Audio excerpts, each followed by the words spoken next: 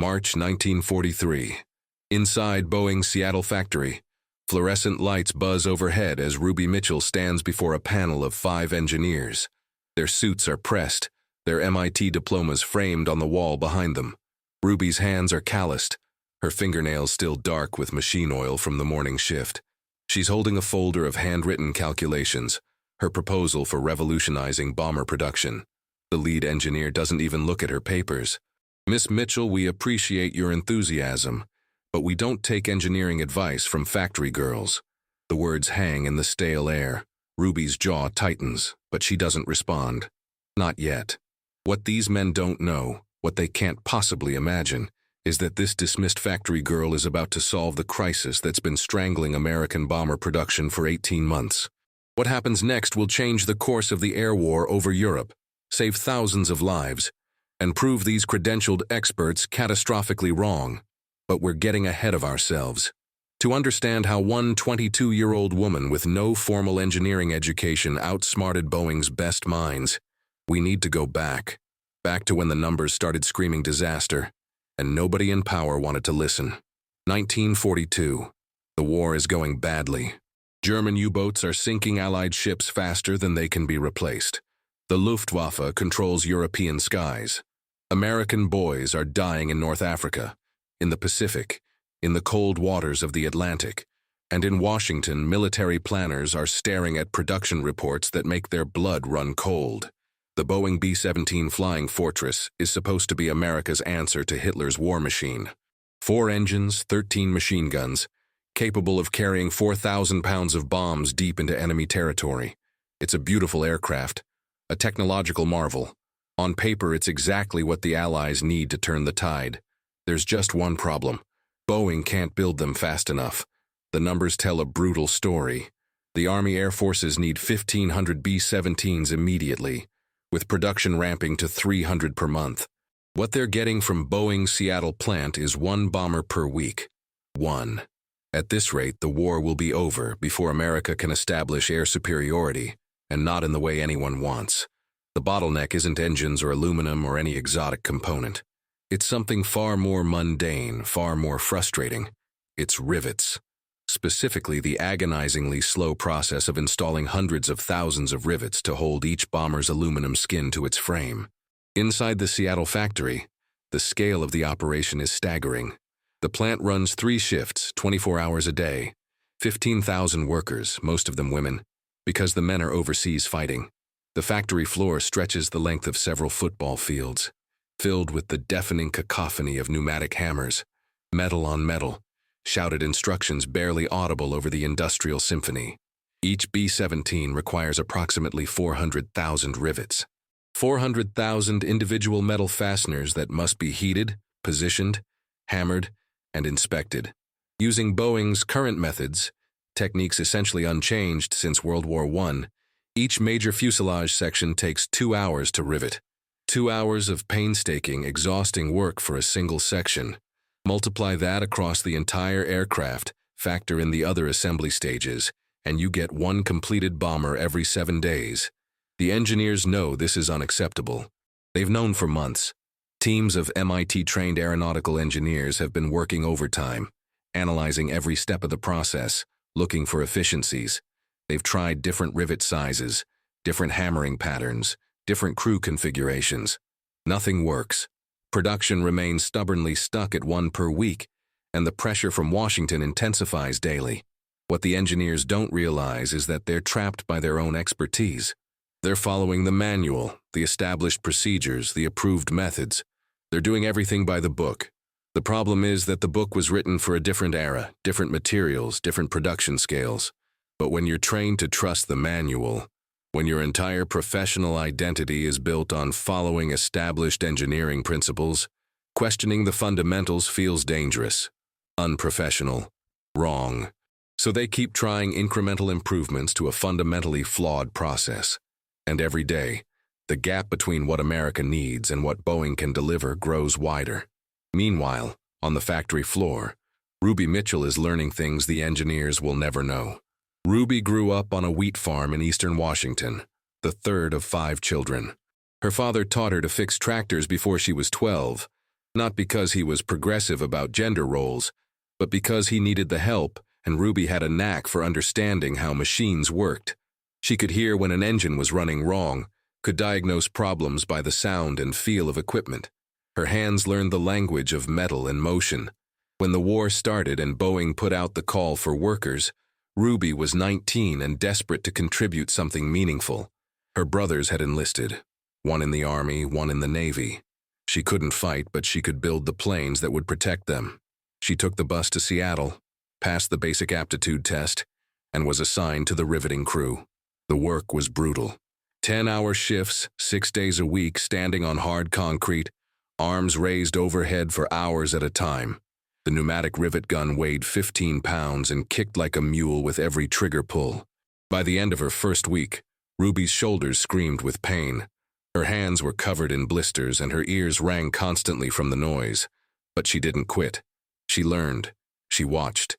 She paid attention. Ruby's job was classified as unskilled labor, a designation that would have been laughable if it weren't so insulting. There was nothing unskilled about positioning a rivet perfectly in a pre-drilled hole while balancing on a scaffold, then driving it home with exactly the right pressure to create a secure bond without damaging the aluminum skin. Too little force and the rivet would be loose, compromising the aircraft's structural integrity. Too much and you'd crack the metal, requiring time-consuming repairs. Every rivet mattered. A single failed rivet could mean a bomber breaking apart at 25,000 feet, 10 young men falling to their deaths. Ruby understood this. Every woman on that line understood this. They weren't just installing rivets. They were building the armor that would protect someone's son, someone's husband, someone's brother. But Ruby noticed something else, something that gnawed at her as the weeks turned into months. The process was inefficient in ways that seemed almost willfully blind. She could see the wasted motion, the unnecessary steps, the bottlenecks that slowed everything down, and she started to wonder, what if there was a better way? The first thing Ruby noticed was the rivets themselves. They came to the workers cold, stored in bins at room temperature. When you drove a cold rivet through aluminum and hammered it flat, the metal resisted. It took more force, more time, more physical effort. The rivet would eventually set, but the process was slow and exhausting. Ruby remembered her father heating bolts with a torch before installing them in tractor repairs. Hot metal was more malleable, easier to work with, and as it cooled, it contracted slightly, creating an even tighter bond. Why weren't they doing this with aircraft rivets? She asked her supervisor. He shrugged. That's not how Boeing does it. Follow the procedure manual. The second thing Ruby noticed was the riveting technique itself. Boeing was using a method called brazier head riveting, where the rivet head protruded slightly from the aircraft's surface. This was the traditional approach, proven over decades. But Ruby had heard about a newer technique called flush riveting, where the rivet head was countersunk to sit level with the metal surface. Flush riveting had two advantages. First, it was aerodynamically superior. A smooth surface meant less drag, which meant better performance and fuel efficiency. Second, and more importantly for production, it required fewer steps to install. The countersinking could be done during the initial hole drilling phase, and the flush rivet seated faster than a brazier head. Some aircraft manufacturers were already using flush riveting, but Boeing's engineers considered it too experimental for mass production, too risky, too unproven. Better to stick with the tried-and-true method, even if it was slower. Ruby saw the irony. They were building cutting-edge bombers using outdated construction techniques. It was like designing a race car, and then insisting on using wooden wheels because that's what carriages had always used. During her lunch breaks, Ruby started doing calculations. She borrowed engineering textbooks from the library, studied metallurgy and thermodynamics on her own time.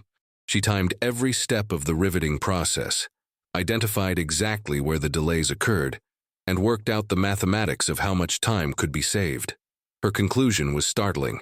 If you combined preheated rivets with flush riveting technique, you could reduce the time per section from 2 hours to approximately 40 minutes, a 67% reduction. Applied across the entire aircraft, this would allow Boeing to increase production from 1 B-17 per week to 5 per week, a 400% improvement. Ruby checked her math obsessively. She ran the numbers again and again, looking for errors, for overly optimistic assumptions, for anything that would explain why the professional engineers hadn't already thought of this. But the math held. The solution was real. Now came the hard part, getting anyone to listen. Ruby's first attempt was through official channels.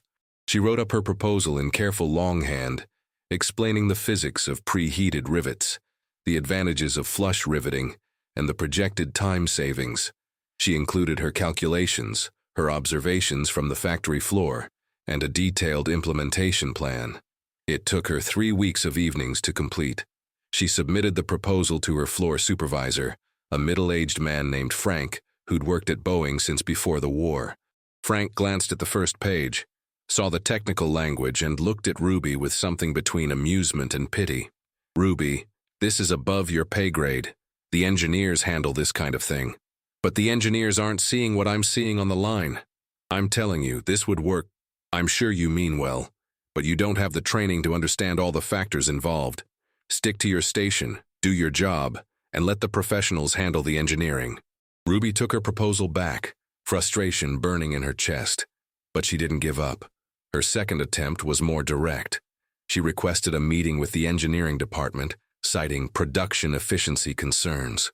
To her surprise, they granted her 15 minutes on a Tuesday afternoon in March.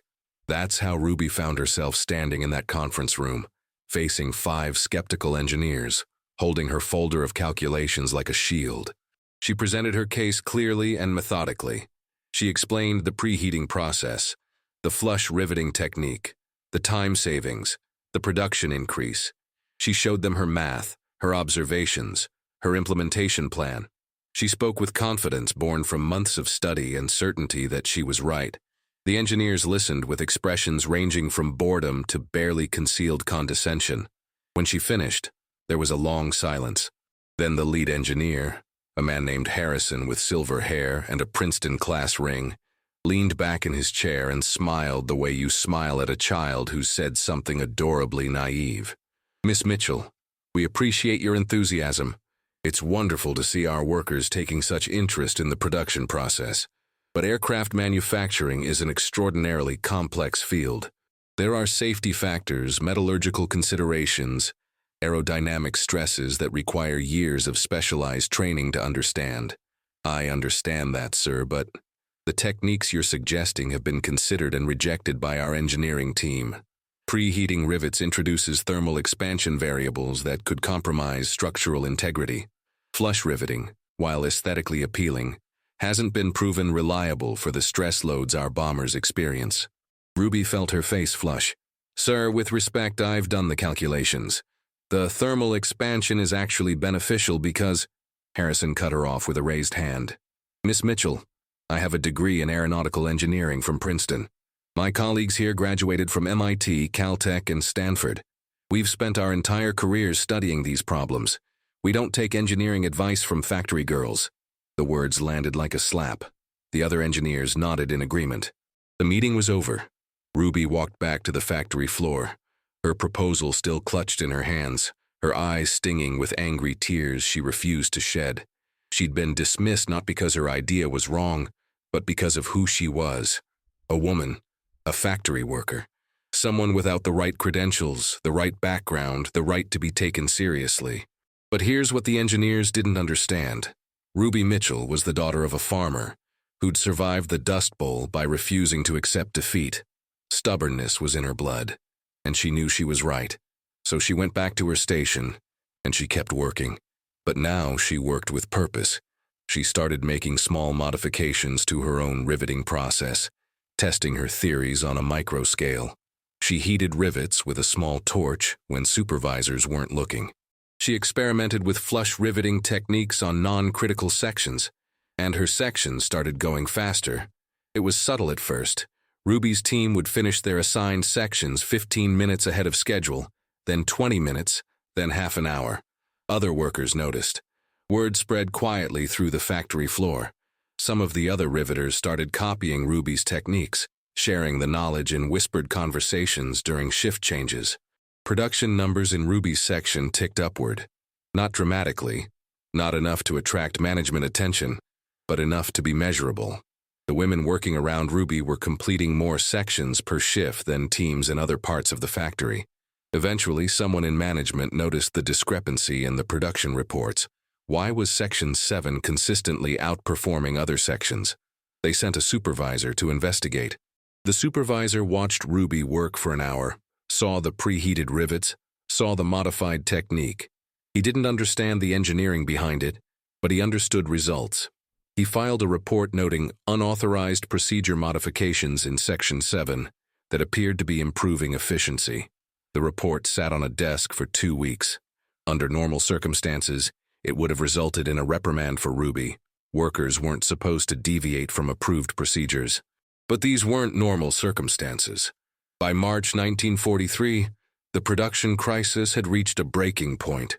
Washington was no longer asking politely for more bombers. They were demanding them.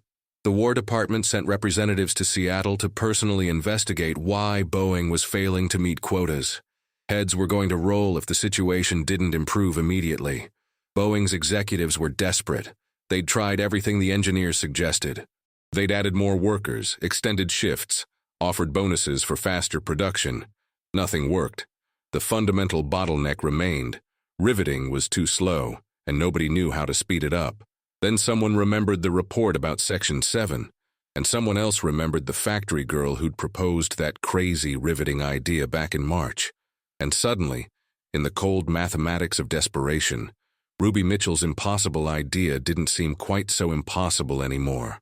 The call came down from executive management. Test everything. Every suggestion, every modification, every wild idea that anyone had proposed. They didn't care where the ideas came from anymore. They just needed something that worked. Ruby's proposal was pulled from the rejected files. The same engineers who'd dismissed her were now ordered to conduct an official test of her method. Harrison, the Princeton graduate who'd condescended to her, was assigned to oversee the trial. To his credit, Harrison approached the test professionally, even if he clearly expected it to fail. He set up a controlled comparison. 2 identical fuselage sections, 2 equally skilled teams. One team would use traditional Boeing methods. The other would use Ruby's proposed technique, preheated rivets and flush riveting. Ruby would lead the experimental team. She'd have one chance to prove her method worked. If she failed, she'd be dismissed as a distraction, and Boeing would move on to testing other ideas. If she succeeded, well, nobody really expected her to succeed. Test day arrived on a gray Seattle morning. The factory floor was cleared of normal production. 2 fuselage sections were positioned side by side, under bright work lights.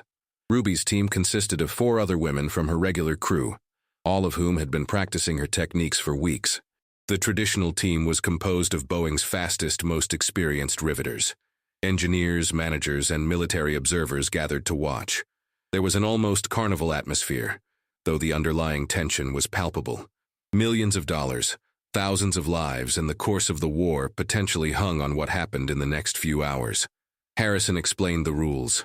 Both teams would rivet identical sections. They'd start simultaneously. Time would be recorded to the minute. Quality inspections would be conducted immediately upon completion. Everything would be documented. Ruby looked at her team. They were nervous, but determined. They'd practiced this. They knew it worked. Now they just had to prove it to everyone else. Harrison raised his hand. On my mark. 3, 2, 1, begin. The factory erupted in noise. Pneumatic hammers fired in rapid staccato. Metal rang against metal. Ruby's team moved with practiced precision, each woman knowing exactly her role, exactly her timing. The preheated rivets made an immediate difference. Ruby had set up a small furnace to heat batches of rivets to exactly the right temperature, hot enough to be malleable, not so hot as to compromise the metal's integrity. As each rivet was driven home, it seated smoothly, quickly, with less force required. The flush riveting technique eliminated several steps from the traditional process. No need to hammer the rivet head into a dome shape. The countersunk hole accepted the flush rivet perfectly, and a few quick strikes secured it permanently. Ruby worked with intense focus, her hands moving with the confidence of someone who'd done this calculation 1,000 times in her head. Position rivet. Strike. Check. Move to next position. Her team matched her rhythm. a synchronized dance of industrial efficiency. The traditional team was working just as hard, but their process was inherently slower. Cold rivets resisted the hammer. Brazier head rivets required more shaping, more time, more effort. They were doing everything correctly, following every procedure exactly as Boeing had always done it. That was the problem. After 30 minutes, Ruby's section was 50% complete. The traditional section was 30% complete. The observers began murmuring. Engineers checked their stopwatches, compared notes, frowned in confusion. After 40 minutes, Ruby stepped back from her section. "Complete," she called out. Harrison walked over, disbelief evident on his face. He examined the section carefully, running his hands over the smooth surface, checking rivet placement, looking for any flaw, any shortcut, any reason to disqualify the result. The traditional team was still working. They'd complete their section in another hour and 20 minutes, exactly on schedule for the standard 2-hour time frame. Harrison pulled out a rivet inspection gauge, checking the tension on random rivets throughout Ruby's section. Everyone was perfect. He examined the flush riveting work, looking for gaps or weaknesses. The work was flawless. Other engineers joined the inspection, increasingly frantic in their search for problems. They found none. Ruby's section wasn't just faster. It was actually higher quality than the traditional method. The flush riveting created a smoother, more aerodynamic surface. The preheated rivets had contracted as they cooled, creating incredibly tight, strong bonds. The numbers were undeniable. Ruby's team had completed the section in 40 minutes. The traditional method took 2 hours. That was a 67% reduction in time, exactly as Ruby had calculated months earlier. Harrison stood in front of the completed section, his expression unreadable. The factory had gone quiet. Even the traditional team had stopped working to watch. Everyone understood they were witnessing something significant. Finally, Harrison turned to face the assembled observers. His voice was steady, professional, but there was something underneath, perhaps grudging respect, perhaps embarrassment at his earlier dismissal. The experimental method is successful. Time reduction of 67%, with quality equal to or exceeding our current standards. I recommend immediate implementation across all production lines. The factory erupted in cheers. Ruby's team hugged each other, relief and triumph mixing with exhaustion. Other workers crowded around, congratulating them, asking questions about the technique. Ruby stood quietly to the side, watching the celebration. She felt vindicated, certainly, relieved that her idea had worked, but also acutely aware of how close this had come to never happening. If the production crisis hadn't forced Boeing's hand, her proposal would still be gathering dust in a rejected file. How many other good ideas were being dismissed right now because they came from the wrong people? But there was no time for philosophical reflection. Boeing moved with the urgency of a company that had just found a lifeline. Within 24 hours, training sessions were organized. Ruby spent the next week teaching her technique to engineers and workers across all shifts. The irony wasn't lost on anyone. The men who'd refused to listen to her were now taking notes as she explained the physics of thermal expansion and the mechanics of flush riveting. The implementation wasn't seamless. Some workers struggled with the new technique at first. Some engineers resisted changing procedures they'd followed for years, but the pressure from Washington left no room for resistance. Boeing needed results, and Ruby's method delivered results. By the end of the first week, average section time had dropped from 2 hours to 45 minutes. By the end of the first month, Boeing's Seattle plant was producing 5 B-17 bombers per week. The 400% improvement Ruby had predicted was now reality. The impact rippled outward. Other Boeing facilities adopted the technique. Competitors studied the method and implemented their own versions. By summer of 1943, American bomber production had surged across the entire industry. The bottleneck that had threatened to cripple the Allied air campaign was broken. And what happened to Ruby? She received a modest pay increase and a commendation letter from Boeing management. Her name appeared in exactly one internal memo about the production improvements. When Boeing issued press releases celebrating their production surge, the credit went to innovative engineering solutions developed by our technical team. Ruby Mitchell wasn't mentioned. This wasn't unusual. Across America, thousands of women were making similar contributions to the war effort. Innovations, improvements, solutions to critical problems. Most of them would never receive public recognition. Their contributions would be attributed to male supervisors, male engineers, male executives. After the war, many of these women would be pushed out of their jobs to make room for returning servicemen, their expertise dismissed as temporary wartime necessity. But the bombers they built, the lives they saved, the war they helped win, those were real. Ruby's innovation put thousands of additional B-17s into the sky over Europe. Those bombers carried 10-man crews, pilot, co-pilot, navigator, bombardier, radio operator, and 5 gunners. Each bomber represented 10 lives depending on the aircraft's structural integrity, on the strength of every rivet, on the quality of work done by women like Ruby Mitchell. The strategic bombing campaign against Germany was brutal and controversial, but it was also decisive. Allied bombers destroyed German industrial capacity, crippled oil production, disrupted transportation networks, and forced the Luftwaffe to divert resources to homeland defense. By 1944, Allied air superiority over Europe was absolute. D-Day succeeded in part because American and British aircraft controlled the skies. None of this would have been possible if Boeing had remained stuck at 1 bomber per week. The mathematics are stark.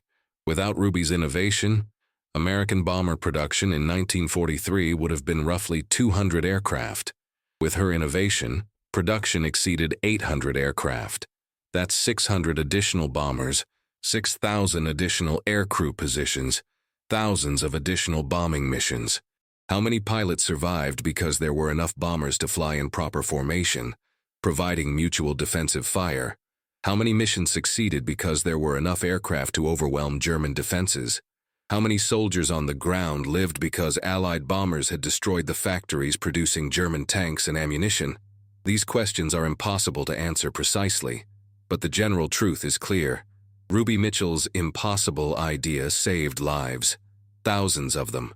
Young men who came home to their families, who built post-war America, who had children and grandchildren who never knew how close they came to never existing. And Ruby herself? She worked at Boeing until the war ended, then returned to Eastern Washington. She married, raised 3 children, lived a quiet life. She rarely talked about her wartime contribution. When she did, she downplayed it. I just did my job, same as everyone else. It wasn't until decades later that historians began uncovering stories like Ruby's. Researchers digging through wartime production records found the internal memos, the test results, the documentation of how one factory worker's idea had transformed bomber production. They found Ruby, elderly but still sharp, still modest about her achievement. In interviews conducted in the 1980s, Ruby reflected on that time with characteristic understatement. I just saw a better way to do things. Seemed obvious to me, but I guess it wasn't obvious to the fellows with the fancy degrees. They were good men, mostly just stuck in their ways. The war forced everyone to think different. Asked if she felt bitter about the lack of recognition, Ruby shrugged. Recognition doesn't rivet bombers. We had a job to do and we did it. That's what mattered. But it does matter. Not for Ruby's ego. She clearly didn't need validation, but for what her story teaches us about innovation, about expertise, about who gets listened to and who gets dismissed. Ruby Mitchell had no engineering degree, no formal credentials, no institutional authority. What she had was direct experience with the problem, careful observation, willingness to question established methods, and the courage to speak up despite knowing she'd face dismissal and condescension. The engineers who rejected her idea weren't stupid or malicious. They were trapped by their training, by institutional inertia, by unconscious bias about who could and couldn't contribute valuable insights. They'd been taught to trust the manual, to follow established procedures, to be skeptical of ideas from outside the professional engineering community. In normal times, this conservatism might even be appropriate. You don't want random, untested ideas implemented in aircraft manufacturing. But these weren't normal times. The crisis demanded fresh thinking, demanded questioning assumptions, demanded listening to anyone who might have a solution. And when Boeing finally, desperately, opened their minds to the possibility that a factory girl might know something they didn't, they discovered she'd been right all along.